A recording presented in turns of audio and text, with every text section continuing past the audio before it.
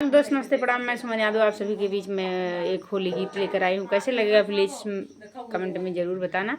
और मैं आज रात है, काफ़ी रात हो चुकी है, वीडियो बना रही हूँ, तो फुल वॉच करके देखना। उसके बाद कमेंट में ज़रूर बताना मेरा होली गीत कैसे लगा।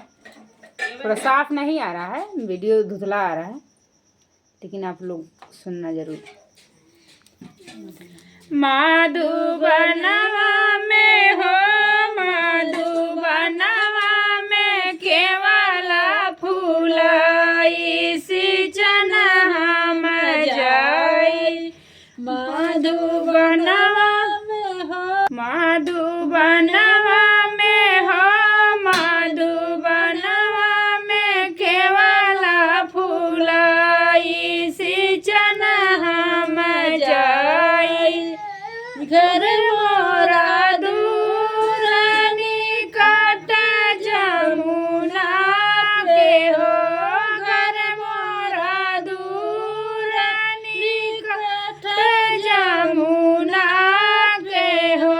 जल भरताई हो, जल भरताई कमर पीराई सिंचन हम जाई।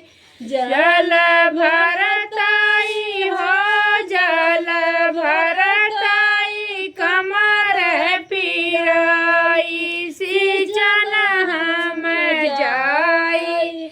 घर मोरा दूर निकट जमुना पे हो, घर मोरा दूर निकट जमुना पे हो। जल भरताई हो, जल भरताई कमर पीराई सिंचन हम जाई। जय बसंत बसे मधुबनवा हो, जय बसंत बसे मधुबनवा हो। हम मनाई अंक जलाई सिंचन हम जाई।